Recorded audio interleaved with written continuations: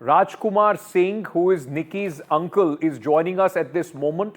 Let me very quickly go across to him. Rajkumar ji, बहुत बहुत शुक्रिया सर हमसे बात करने के लिए। दुख की घड़ी है आपके परिवार के लिए, हमारी सांत्वना आपके साथ है। जी जी।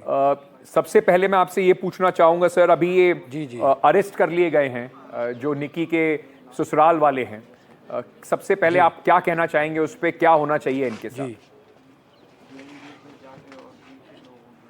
देखो ऐसा है, अरेस्ट कर लिए हैं, बहुत अच्छी बात है। शासन प्रशासन का पूरा सहयोग है, मैं धन्यवाद करता हूँ। लेकिन मैं ये सोचता हूँ, मैं ये बोलना चाहता हूँ कि जो ये गिरफ्तार करे हैं इनको कठिन से कठिन सज़ा मिलनी चाहिए, जो भी कठोर से कठोर। हमें न्यायालय पे, पुलिस प्रशासन पर भरोसा है कि इनको वास्तव में ही जो है इनको सज़ा मिलेगी। मैं आपसे ये भी जानना चाहूंगा सर, जो कल हमने देखा, जो विपिन है, जो लड़का जो निकी का हस्बैंड है, उसको पुलिस ने पकड़ा। एक बयान उसने दिया, उसने बोला कि मुझे कोई पछतावा नहीं है क्योंकि मैंने मारी नहीं है। उसने खुद अपने ऊपर आग लगा ली। हाँ, अब आप देख सकते हो कि जो आदमी ये बोल रहा है कि मुझे कोई पछतावा नहीं है, कि एक आग जला के मारा गया है उसको, तो उसको ऐसी बातें शोभा देती है एक पति को कि मुझे कोई पछतावा नहीं है। सर एक पति इस तरीका से बोल रहा है कि मुझे कोई पछतावा नहीं है जी, तो इससे और शर्मनाक क्या होगा बताइए आप।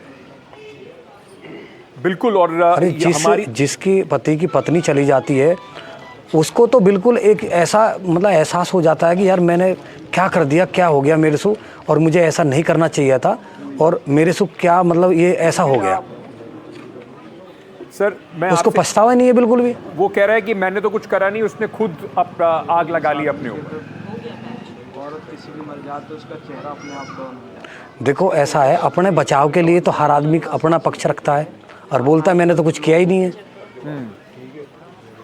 कोई भी व्यक्ति, कोई चोर है, बदमाश है, वो गलती करके ये नहीं बोलता है कि मैंने ये काम किया है। जब उसको प्रेशर या रिमांड की जाती है, उसको जेल में डाला जाता है, तब वो बताता है कि मैंने ये काम किया।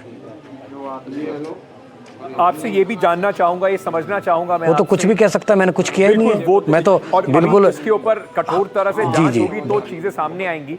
लेकिन एक वीडियो भी सामने आया, हमने देखा किस तरीके से उस निकी को बाल पकड़ के खींचते हुए ले जा रहे हैं, मारते हुए लेके जा रहे हैं। क्या ये पहली बार इस तरीके का था? क्या आप लोगों के पास निकी को जिस तरीके से मारा जा रहा था, प्रताड़ित किया जा रहा था, पैसे की डिमांड की जा रही थी, वो पहले से होती आई है? दरअसल क्या है, ये काफ़ी दिनों से चल रहा था, कई वर्षों से। दरअसल क्या है, हम ये चाहते थे कि हमारी बिटियान का कोई घर ना भी उगड़े। भाई देखो क्या होता है कि शादी जो करता है माँ बाप, बड़े हिसाब किताब से बड़ा कर्जा लेके करता है। अगले मेरी बेटी सुखी रहे। आपको पता है कि हर माँ बाप का सपना रहता है कि जहाँ जिसकी बेटी सुखी, दुखी तो उसका जीवन दुखी।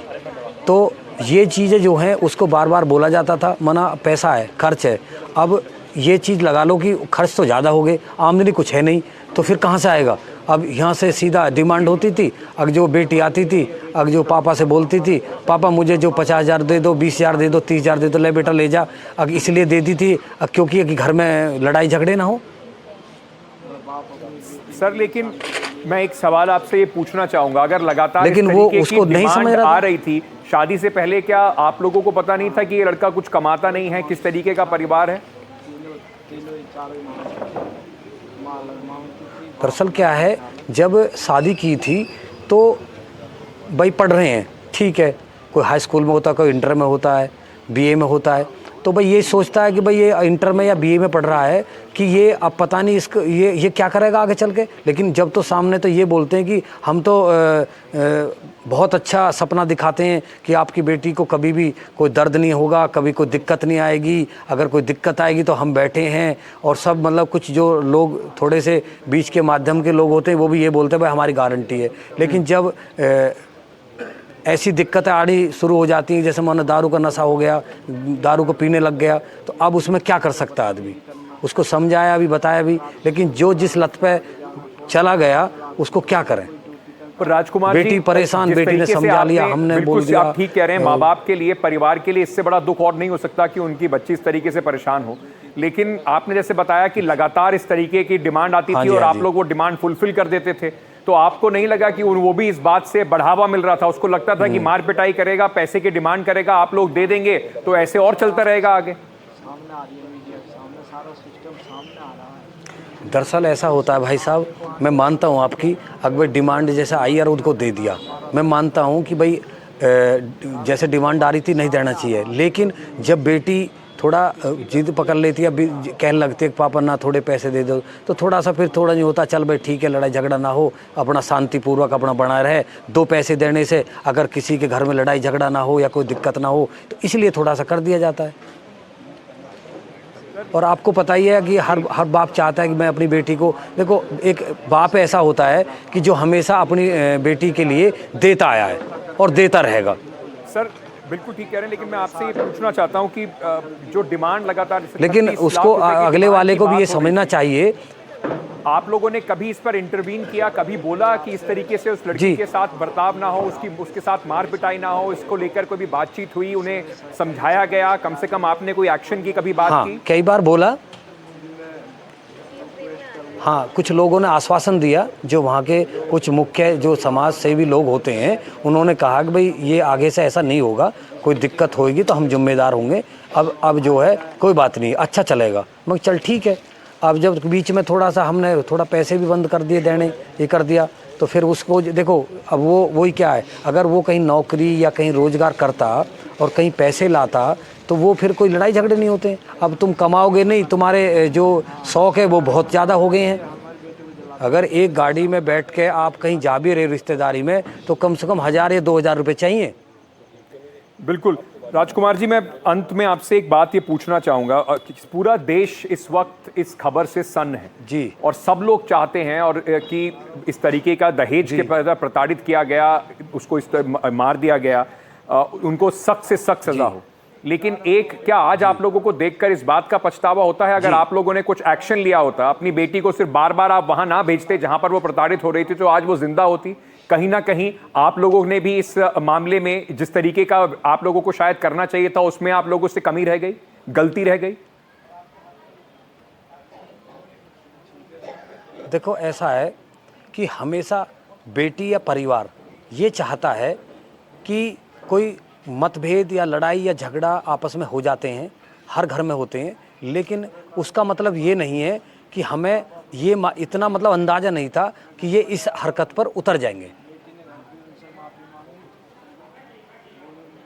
सर लेकिन उस घर में भेजना जहां पर इसीलिए बेटी हमने की जो है बार बार थोड़ा पिटाई सा हो रही है, ये जहां रखा। पर उसको इस तरीके से प्रताड़ित किया जा रहा है, जिम्मेदारी तो आप लोगों की भी होगी ना सर उस पर?